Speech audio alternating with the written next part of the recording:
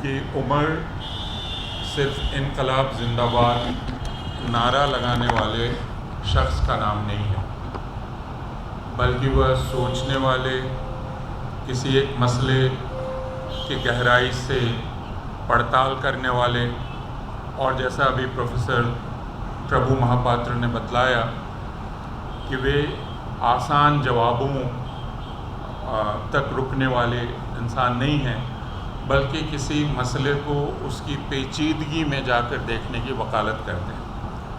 दिल्ली विश्वविद्यालय के पूर्व कुलपति दीपक नैयर ने एक सार्वजनिक वक्तव्य में दिल्ली विश्वविद्यालय में होने वाली नियुक्तियों को लेकर कुछ बातें कही थी, और वो बात अभी भी सार्वजनिक जगत में है।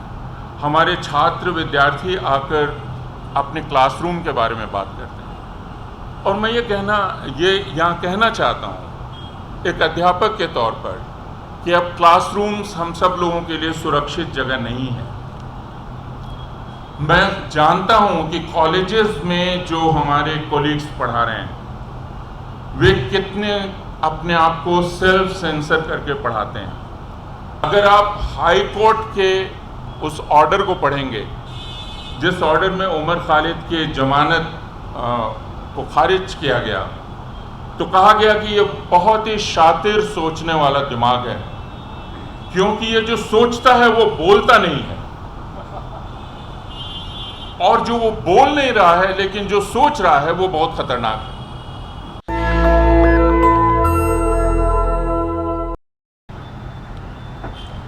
बहुत शुक्रिया। सबसे पहले तो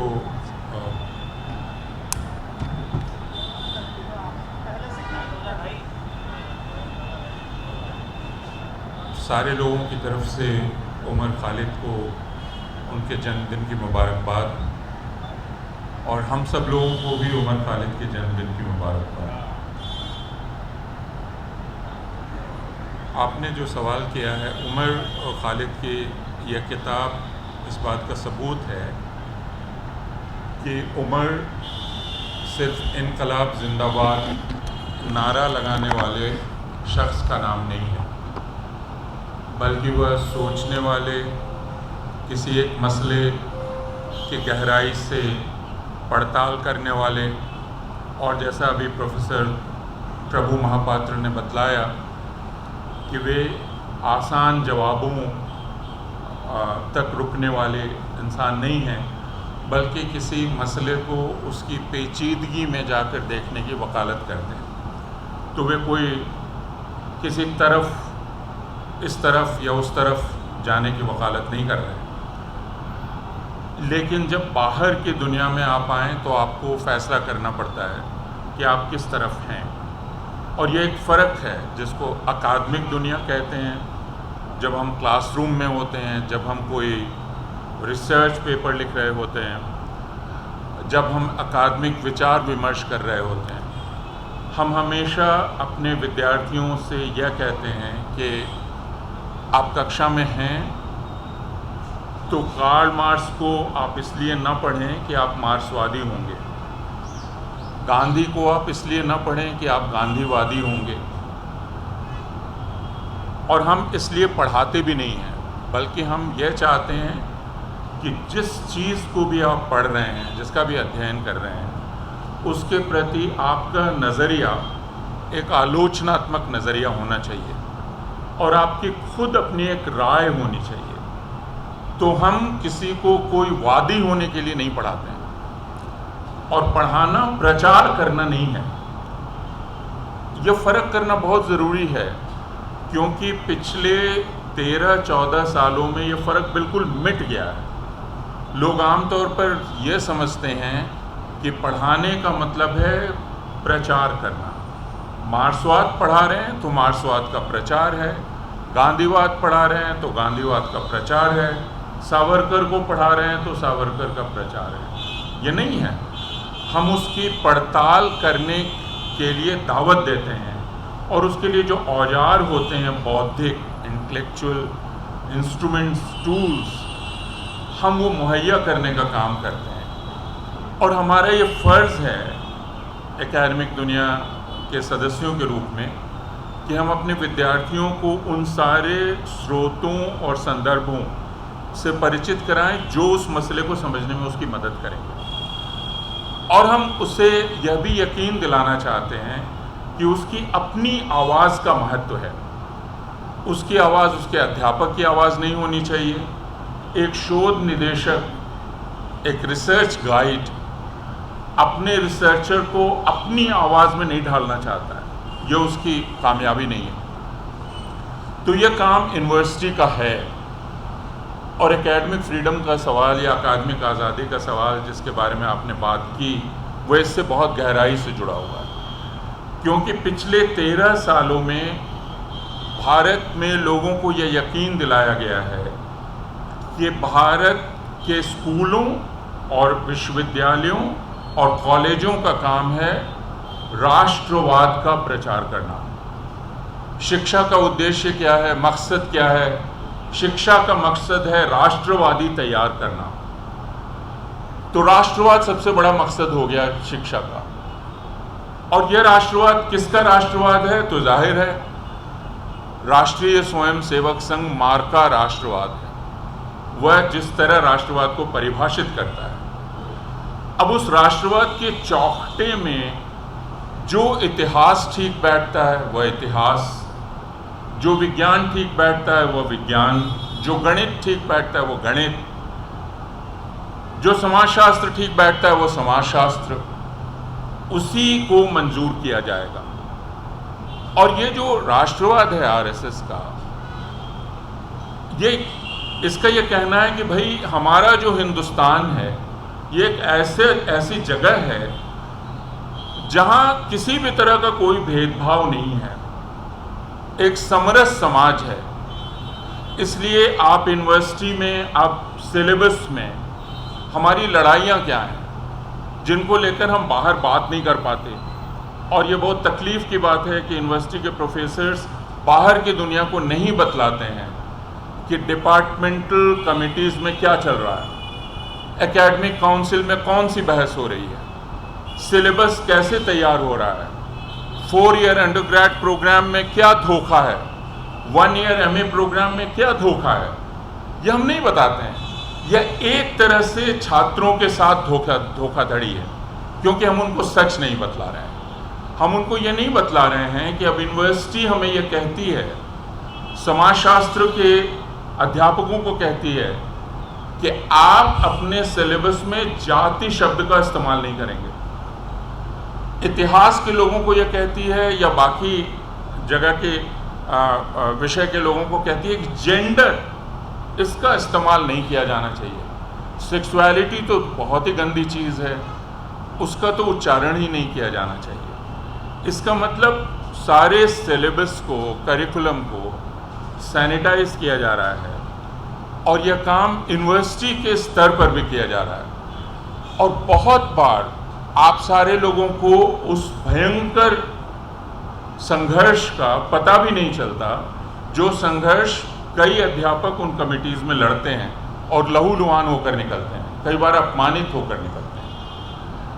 क्योंकि उन्हें एक स्टैंडिंग कमेटी ये बतलाती है कि आप भले ही 30 साल से पढ़ा रहे होंगे पॉलिटिकल साइंस, सोशियोलॉजी, हिस्ट्री, लेकिन हम आपको बतलाएंगे कि, मुझे जैसे इतिहास विभाग के मेरे मित्र ने बतलाया कि उनको कहा गया कि आपने ग्लोबल हिस्ट्री कुछ ज़्यादा नहीं कर दिया है।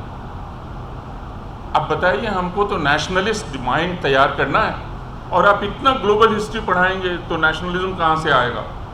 तो उनको बतलाना पड़ा कि भाई ग्लोबल हिस्ट्री पढ़ाएंगे तो फिर इंडिया का महत्व भी समझ में आएगा। तो कई बार मुझे यह लगता है कि हमें मिनट्स रखने चाहिए जो मीटिंग्स हो रही हैं उनकी, क्योंकि वो बाद में चलकर हिंदुस्तान में क्या हुआ, हिंदुस्तान की यूनिवर्सिटीज़ में क्या हुआ, इसके बारे में कुछ बताएंगे। मैं भी उसकी बात नहीं कर रहा जो अध्यापकों की नियुक्तियों को लेकर चल रही है। और रिपोर्टर्स कलेक्टिव ने एक रिपोर्ट जारी की है। दिल्ली विश्वविद्यालय के पूर्व कुलपति दीपक नैयर ने एक सार्वजनिक वक्तव्य में दिल्ली विश्वविद्यालय में होने वाली नियुक्तियों को लेकर कुछ बातें कही, और वो बात अभी भी सार्वजनिक जगत में है। हमारे छात्र विद्यार्थी आकर अपने क्लासरूम के बारे में बात करते हैं, और मैं ये यहाँ कहना चाहता हूँ एक अध्यापक के तौर पर कि अब क्लासरूम्स हम सब लोगों के लिए सुरक्षित जगह नहीं है। मैं जानता हूँ कि कॉलेजेस में जो हमारे कोलीग्स पढ़ा रहे हैं वे कितने अपने आप को सेल्फ सेंसर करके पढ़ाते हैं। उनको रिकॉर्ड किया जा सकता है, उनके लेक्चर की 1.5 मिनट की क्लिप वायरल की जा सकती है। और मैं ये आपको बतला रहा हूँ, अगर आप इन खबरों से वाकिफ़ हैं तो उनको सस्पेंड करवाया जा सकता है, उनको जेल भिजवाया जा सकता है। इंदौर में एक लॉ कॉलेज के प्रिंसिपल को और वहाँ के टीचर्स को इसलिए सस्पेंड किया गया और जेल भेजा गया कि लॉ कॉलेज की लाइब्रेरी में एक किताब थी जिस पर एक राष्ट्रवादी छात्र संगठन को ऐतराज़ था। लाइब्रेरी में एक किताब थी, उस किताब के होने के जुर्म में प्रिंसिपल और 2 टीचर्स वो सस्पेंड हुए और गिरफ्तार हुए। यह घटना अब हिंदुस्तान में 20 लोगों के साथ हो रही है। इस वजह से अध्यापक अब काफ़ी सावधान हो गए हैं। जो सावधान नहीं है वो खतरे में है। और इसका क्या नुकसान विद्यार्थियों को हो रहा है वो समझ सकते हैं, क्योंकि विद्यार्थियों का अधिकार है सब कुछ जानना, लेकिन अध्यापक उनको नहीं बतला सकते, क्योंकि अगर वो बतलाएंगे तो वो जेल जा सकते हैं। एक व्यक्ति जो सोच रहा था, यानी उमर खालिद, वो सोचने की वजह से जेल में है और किसी दूसरी वजह से नहीं है।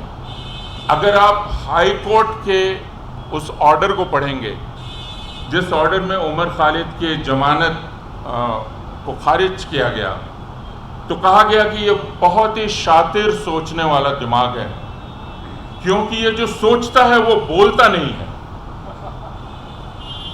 और जो वो बोल नहीं रहा है लेकिन जो सोच रहा है वो बहुत खतरनाक है, इसलिए इसको जेल में रहना चाहिए। तो ब्रेख्त की कविता है, आप सोचने वाले दिमाग को जेल में रख देंगे तो उसका शरीर जेल में रहेगा, लेकिन दिमाग तो सोचता ही रहेगा। और जो दिमाग चलता है, जो सोचता रहता है, वो किताबों की शक्ल में सामने आता है। प्रभु ने इस किताब के बारे में विस्तार से बताया है। मैंने अभी किताब पूरी पढ़ी भी नहीं है, इसलिए उसके बारे में कहने का अधिकार नहीं। और मैं ये भी कहना चाहता हूँ कि हम सारे अध्यापक अपनी सीमाओं को भी पहचानते हैं। अगर किताब इतिहास की है तो उस पर दूसरे विषय का अध्यापक शायद ही बोलने की ज़रूरत करे। वो कहेगा कि ये मेरे अधिकार क्षेत्र में नहीं है, लेकिन इस बात को शायद अदालतों के जज साहिबान नहीं समझते।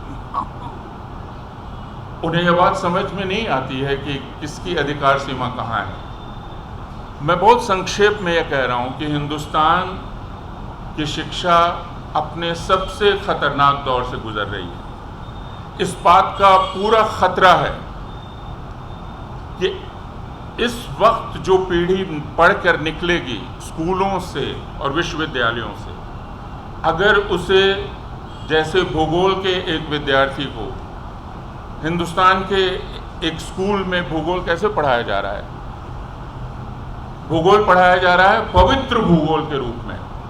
भारत क्या है, एक सेक्रेड ज्योग्राफी है, इस रूप में पढ़ाया जा रहा है।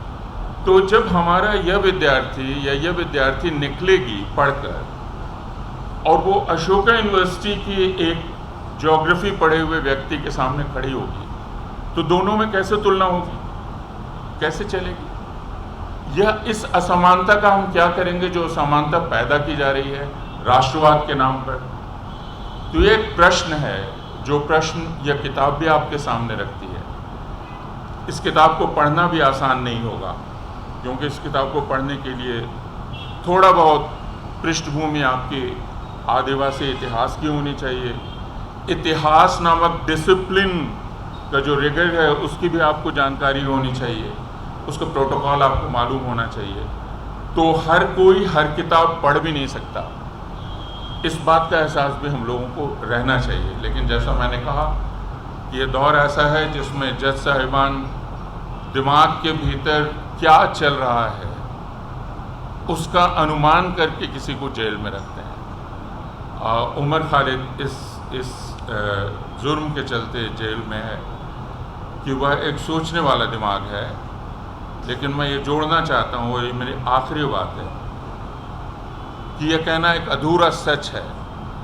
पूरा सच ये है कि उमर खालिद के साथ जो किया जा रहा है उससे सिर्फ एक बात बताई जा रही है कि हिंदुस्तान में हर सोचने वाला मुसलमान इस वक्त ख़तरे में है।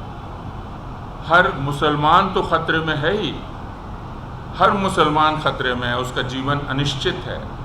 लेकिन ख़ासकर सोचने वाला मुसलमान इस मुल्क के लिए, इस राष्ट्रवादी सत्ता के लिए ख़तरनाक है, और इसलिए वो ख़तरे में है। नेशनल दस्तक की आपसे गुजारिश है कि अगर इसको बचाना चाहते हैं तो नेशनल दस्तक को सब्सक्राइब करने के लिए रेड कलर के सब्सक्राइब बटन को दबाएं, फिर बेल आइकन की घंटी दबाएं। नेशनल दस्तक को बचाने के लिए बहुत ज़रूरी है कि हर खबर को शेयर करें, लाइक करें, कमेंट जरूर करें।